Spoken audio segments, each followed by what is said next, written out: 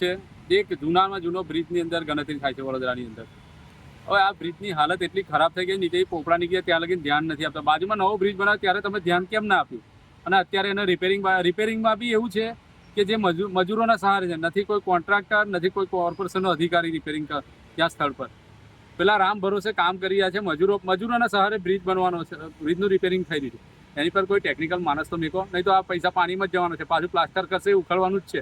અને જે વચ્ચે તિરાડો પડી ગઈ છે એ બી પાછી પડી જ જવાની છે. એનું કંઈ નિરાકરણ આવવાનું નથી. કોર્પોરેશનના પૈસા પાણીમાં જ જવાના અને પ્રજાના પૈસા બી પાણીમાં જવાના.